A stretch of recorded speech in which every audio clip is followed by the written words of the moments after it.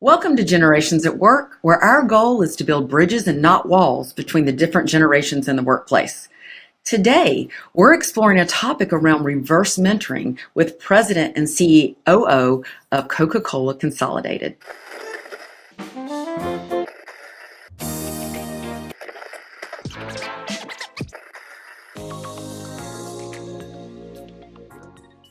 Before we dive in, if you're interested in leading multi-generation teams, or maybe you want some workshops, or maybe you need coaching for your leaders, visit us at maxwellleadership.com/generations at work. We'd love to hear from you.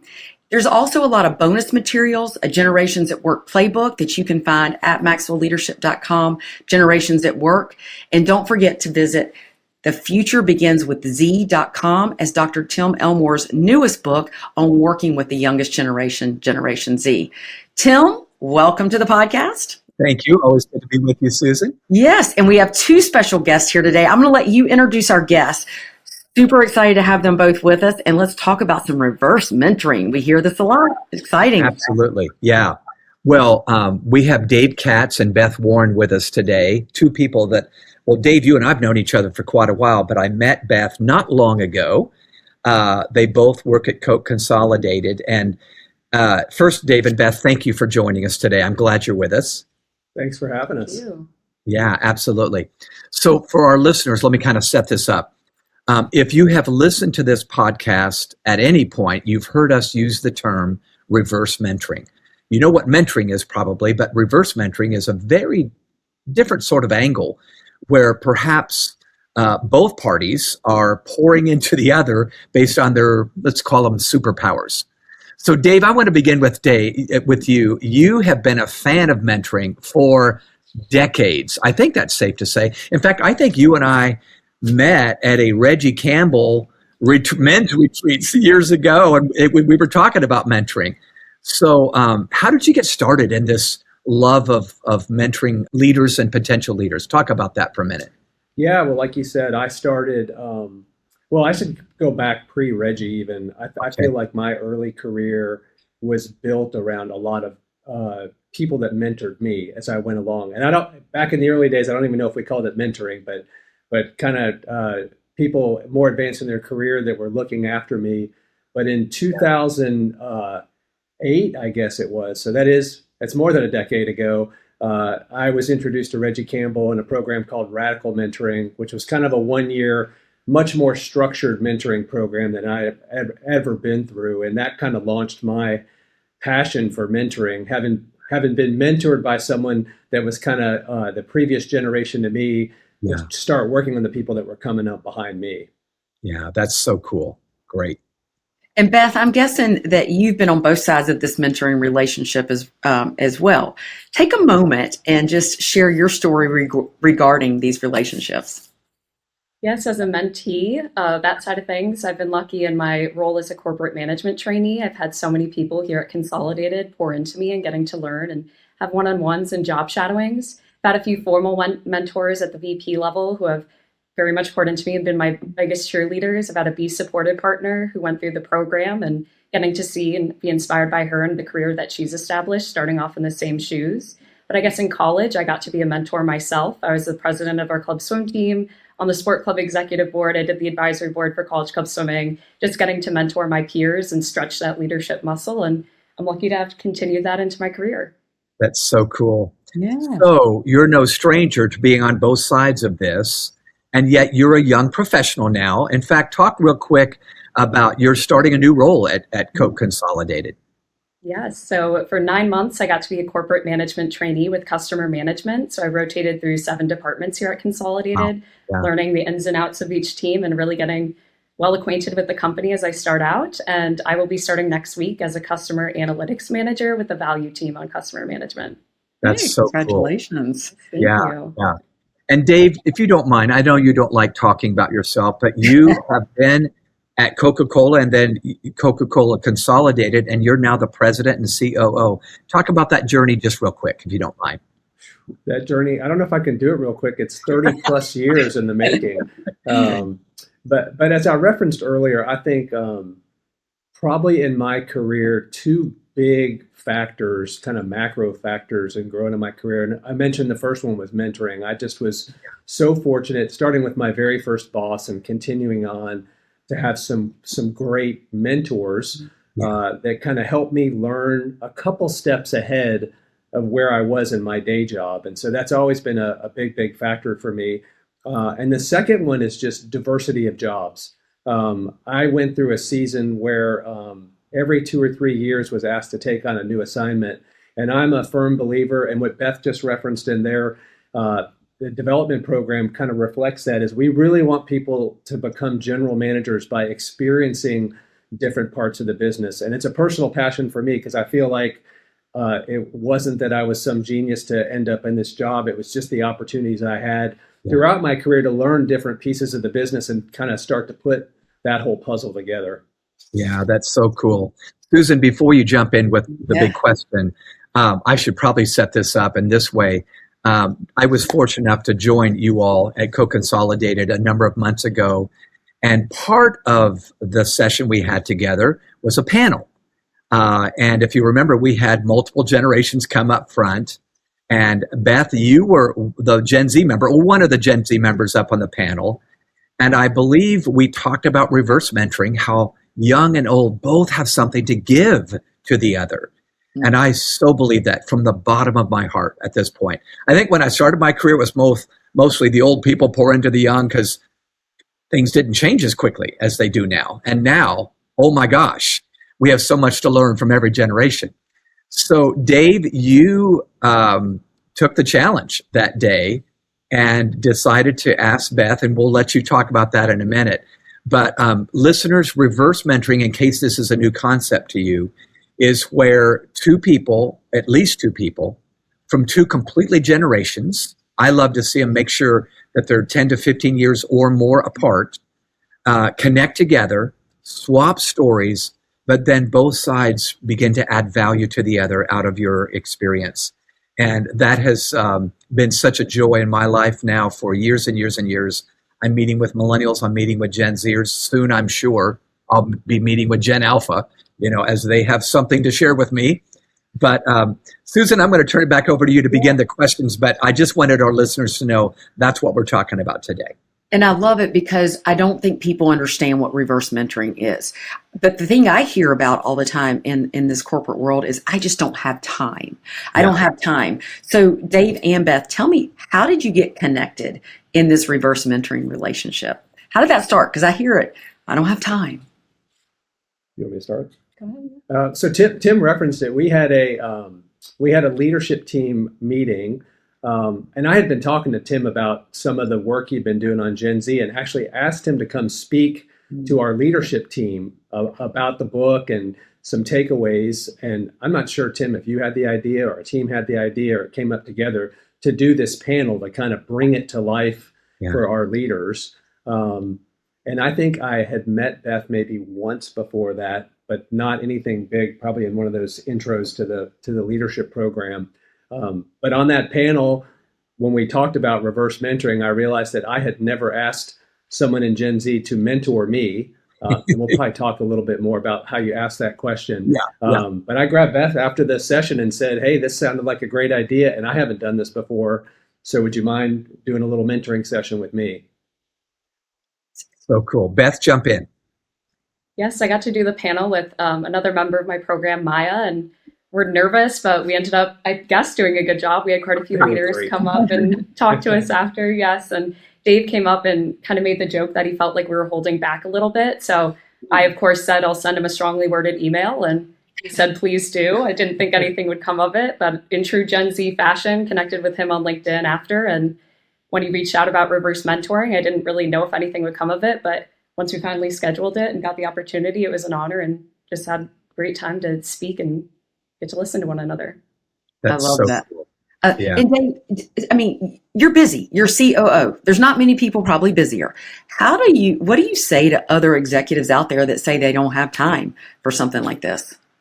I feel we are all busy, but we all have time. And I think it's just a function of, it's like people that talk about work-life balance. And I always say, there is no such thing as balance. It's about priorities. And I think for me, in general, time with our team has been a priority for me. I love doing one-on-ones. I love doing small group sessions. So it was just a matter of I hadn't really had the lens of the mentoring concept. I've done feedback groups for years where I would take, Yeah. 4, 5, 6 teammates together and say, let's talk about a topic. But mentoring is a little more personal and intimate than a group Yeah. session is. And so I think it was just prioritizing that as some of the time I spend with the team. I love what Stephen Covey said years ago. The issue is not prioritizing your schedule, but scheduling your priorities. And you had to put it on the calendar. Both of you did, to step away from doing the work to talking about it and helping each other. I love that. So I'd love for both of you to camp out on this for a few minutes, if you will. Talk about some of the biggest takeaways that maybe you both got from that connection. All right, I went first last time. You get to go first. I think my biggest takeaway is how much connection you can have across the different teammates at the company. Of course, there's many people in between Dave and I, but we were able to start off our conversation getting to know one another, and we ended up both being from outside Chicago originally. So started the foundation of we have things in common, and just as we continued discussions, we found common ground on other topics that we spoke about, whether it was work-life balance or how we work with our field partners and everything like that, and executing in the market. So I think it just goes to show that you can be at such different stages in your career, but you can always find connection. Yeah, no doubt. That's good. Dave? Yeah, I don't know that I would say anything much different than that. I'm a big, big believer in the value of connections. Yeah.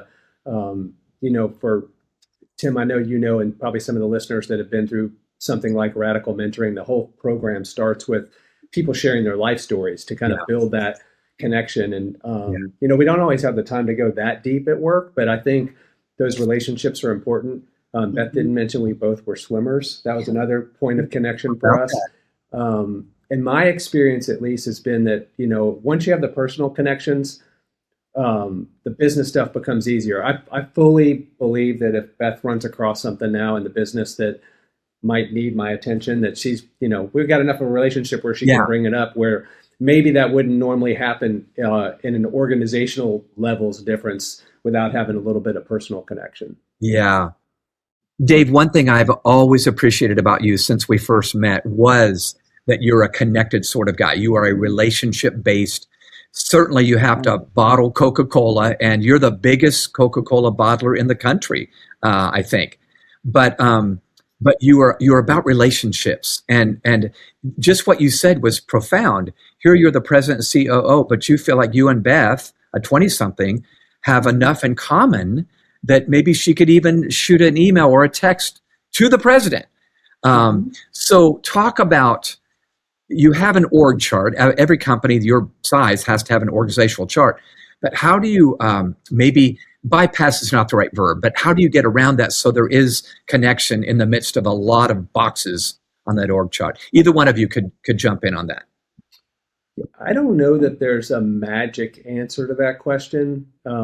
I feel like in a lot of ways it's cultural. There's a quote, Tim, that's something like culture is a reflection of the action of the leaders. I think that leaders around the company, myself included, have an obligation to model. If people hear that I'm doing reverse mentoring with someone, they're likely to say, okay, well, maybe I should try doing reverse mentoring. And I think if you can start, and we're not there yet, don't let me mislead you to think we somehow solved this, but it's the type of thing that if we're intentional about, I think it will get momentum. And, now another leader tries that, another Gen Zer asks for that. And I think you start to build the momentum around that. I was just going to say, it's an interesting side comment for me. I've been talking to my team a lot about this because everyone's starting to freak out about AI, and AI is going to take away this job and that job and whatever else it may be. And the thing I keep pushing on, among others, is that you can't automate a relationship. Yeah. And relationships are always going to be required, not just in business, but in families and communities and all that. And so I think it almost elevates our game around, like, we have to have these relationships to be successful in life. Beth, did you want to add anything to that? No, I agree. I think just having availability of leadership, being in a rotational program, I got access to meet a lot of leaders, but that's how you build those connections, and you can meet leaders that maybe have that opportunity to mentor and have kind of learnings that you'd like to share with one another. Yeah, yeah. One phrase I've used a lot, and you're reminding me of it right now, both of you, is to most employees, bridges are more important than badges. We set aside where do you fit on the org chart here, and it's more about let me get to know you, and we can produce more better together. And Beth, I just need to say this as a member of Gen Z, you're going to have visibility on the future more than I do. I feel like I'm pretty good at what I do, but most of my career is in the past. I mean, it's 20th century, and you bring so much of that. If we could just be humble enough and teachable enough to say, I probably could use some insight on what's coming. Yeah. So anyway, enough said. There's been a couple high profile in the news just the last couple of weeks, CEOs that have left saying that it's a new time with AI and all this, and that it's time for the next generation to lead this business. Probably true in some businesses, but I think in every business, like I say it all the time, especially on AI, that's probably about the age of my older daughter too. So like I see it with my kids. Yeah. They grew up with a skill set of things that I'm probably never going to be good at. Yeah. Because it's just not the way I grew up. And so if I'm going to stay in my position, I got to start to surround myself with people that understand what this new world looks like and what it could do. No doubt about it. Yeah, that's good. So for our listeners out there, because there's probably some listeners saying, okay, I like this concept, I like this idea. How do you start this? Like, where did you start? Did you say, hey, we're gonna do this, this is what it looks like, or like set up the framework for how to start this if you're a listener out there? Here we go. Okay. I mean, I chuckle about it because I always tell people the very worst way to get into a mentoring relationship is to ask someone to be your mentor. It's like so much pressure. Yeah. Will you be my mentor? And now you put the whole obligation on the mentor. And that's precisely what I asked Beth was, will you mentor me? After telling everybody not to do it. So, but I think even hopefully you didn't feel too much pressure on that one. I think it's probably going to be up to the senior leader to open the door to that. I think it'd be a lot more awkward for Beth to call me up and say, hey, I'd like to be your mentor. I think in any company that's going to be so the senior leader is going to have to be the one to at least initiate. Yeah, that's good. And then what does it look like? Do you meet once a month? How does that look? Beth, what does that look like for you? So far, we've just met one time after the panel, but I think that allowed for a lot more conversation about kind of going along with the questions on the panel and getting to dive in deeper about them and really pick each other's brains about a lot of things. It kind of had a little bit of a purpose to meet, but also allowed for more open discussion. Yeah, that's good. And I would add, if I can, I don't think it has to be formal, but you should be intentional. Like it can be very conversational, right? That's how you really connect with people, not in some structured sort of way. I've got 6 questions to ask you, but intentionality is key. And now that can begin to flow a little bit better. Mm-hmm. Yeah, I told Beth the other day we were talking about this, and it's on me because I need to be the one that's kind of scheduling. And I have a very good routine. I do a dedicated one-on-one with each of my direct reports once a month. It's an hour. That's their agenda. I do a skip level meeting with their direct reports once a quarter. I've got to get better about getting these on the calendar. Yeah, that's great. The intentionality.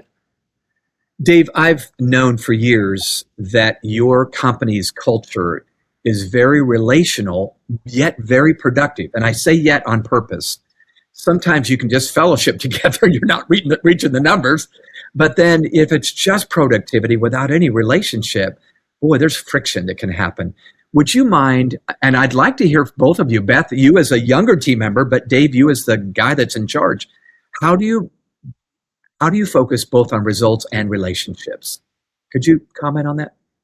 Yeah, I might, maybe I'll give a high level and then Beth can say I'm got it all wrong or give some examples of how she experiences it. But our corporate purpose statement is to honor God in all we do, to serve others, pursue excellence, and grow profitably. Yeah. And that's kind of a common bond among all our employees. And when I talk about our purpose to our teammate, I like to talk about it almost in a circle. We're going to honor God in all we do. We're going to serve customers, people around us. We're going to get better every day, and we're going to grow profitably. And by growing profitably, we provide fuel to go right back up to the top again, to honor God in all we do, to serve others, to get better every day and make more. So that's kind of that virtuous circle of the importance of the relational part, but it doesn't work if we're not actually a profitable enterprise. Yeah. Interesting. Beth, what would you add as a young professional? I agree with that. I mean, meeting so many teammates, we have such a wealth of knowledge here, and having those relationships allows us to learn from one another. We have such a complex business. I don't know if anyone knows everything that goes on at this company. So being able to rely on one another. I was recruited by a senior VP. So just going to show how much intentionality goes in and how you want every single person to feel appreciated. And that's why we come to Consolidated, is to be a part of that team. Yeah, that's so cool. Susan, I know you have a final question, but if you don't mind, I need to insert myself one more time. No, please. I'm just thinking of the listeners, Beth and Dave, that might say, I do want to do this thing, I think. Mm-hmm. Dave, did you have certain questions? I know you wanted to hear Beth's story and swap stories, but did you have any set questions you wanted to ask of this 20-something? Or what would you advise somebody in starting this reverse mentoring relationship? Yeah, again, I don't want to come across like we have this whole thing figured out already. Yeah, right. But I have a personal belief that session one should be relational. Yes. I don't think there needs to be any business agenda at all on that first one. I think it's getting to know people. And I feel like there's a, Tim, you said it, there's like structured and there's organic. And there's probably a little bit of learning. If you've got the right chemistry, are you going to feel comfortable with each other? And maybe you won't. Maybe you. I think we did, but I mean, there's probably people that are going to say, we tried, but maybe this isn't the right matchup. So I think that's the priority. I think the one question I asked was kind of, it's always a ton of pressure to ask. I always ask people this one is like, what's something that I don't necessarily see that's not working at the company? That's where I'm always the most interested, because especially in leadership positions, people tend to bring you all the good news, and it's not always top of mind to give the bad news. And so I'm always asking people, what do you see that I'm not seeing? Yeah, that's so good. And you're right, without an invitation, it may never come up. Right. So And Beth, how do you feel about delivering that news? It's a little bit daunting. You don't want to be the entry-level guy coming in and telling the COO what he's doing wrong. But I think that we just felt comfortable in the conversation to kind of discuss, especially rotating through and seeing so many different things at the company. I think I got a unique perspective and to give like a little bit of a boots on the ground view. Yeah. Very good. One of the metaphors, Beth, you reminded me of it, that I'm using when I talk about the value of this kind of thing is the highlighter effect. I may have even talked to you about this at Consolidated, but if I, as a leader, see every one of my people as a different colored highlighter that may highlight or underscore something I might not see without that, just like you mark up a book, yellow is this color, green, blue, orange. I mark up good books with 4 different highlighters, but helps me see stories and quotes and data differently. Beth, I think you're a highlighter there that's going to help Dave see some stuff he might not see, and vice versa, for sure. From his perch, he's going to see some things you don't, and you want to learn that as you move into your 30s and 40s. So I was just reminded, just hearing both of you talk, that that's exactly what we need to be, but we need to check our ego at the door and our logo at the door and just be human beings connecting. So, Tim, that's one of those things that I've learned so much from you about over the years, is because, as we try to build teams, we think about, gender diversity and racial diversity and functional diversity. And, you're always trying to build groups that have that perspective, but you've really highlighted for me the importance of generational diversity. We were talking about Gen Z today, but it's more than Gen Z, honestly. Like, we got to have that multi-generational perspective, especially for us. We're a business that sells to every generation. So we got to be kind of alert to the issues of each of those generations. For sure. Yeah. Which we didn't even talk about today, but the importance of understanding your clients, and your clients are probably representative of the people you employ as well. So What a great. So any last words, and Dave and Beth both, any last words of counsel for our listeners out there? Maybe they're considering what's the benefits of these two generations getting together, or should we do an intentional reverse mentoring program? Any last words of counsel? Yes, I know, Tim, at the panel, you kind of mentioned a lot of leaders and maybe even the listeners don't have Gen Z in their direct reports or even reporting to those direct reports, but there can still be a value in meeting with Gen Z at your own company and learning that different perspective at different levels and what we're facing. I know a lot of leaders or listeners may also have kids in Gen Z, so you feel like you may have a good grasp on the generation, but after the panel, other leaders came up and said, I don't think my kids could have come up there and spoken to a group of leaders. Kind of that compliment there, but it's, I have different skills than your kids may have or different life experiences. If your kids go to med school instead of business school, I applied to business school during COVID. We had different experiences that we can learn from. And there's just a value in talking to different generations, even if you have your own in that family. No doubt. Yeah. Dave? I don't know if I want to follow that one up. That was a really good answer. I think the one build I would make is, and I say this about a lot of different things, like this might feel like I have to build a whole program for my entire company and I got to have all these things scheduled. I think my parting comment would be like, just try it. Like it doesn't take a whole lot to set up one session with, one leader and one Gen Z individual and get started. I think there's always this hesitation that you have to have it all figured out before you start something. It's pretty easy. You got to schedule some time and you're done. Yeah, that's good. That's so good. Tim, any last thoughts? No, I've so appreciated Dave and Beth, both of you, just, again, carving out the time and then just being humble enough to say, we're certainly not perfect, but we did get started here. I'm hopeful, listeners, that you can do what Dave just said. Just get started. Just do something with someone different than you and see what you might learn. I think it's going to have a big ROI on that. Yeah. Keyword there is intentionality, right? Just do it. Listeners, thank you so much for being with us. Dave, appreciate you being with us. Beth, Tim, as always. If you are listening out there and you want to learn how to lead multi-generational teams, perhaps you need a workshop. Maybe you want to talk about reverse mentoring. You want to get your leaders coached up, right? Visit us at maxwellleadership.com/generationsatwork. We would love to hear from you. We appreciate you being here on the podcast. We know you have a choice, and thank you for your time. Have a great day. See you on the next podcast.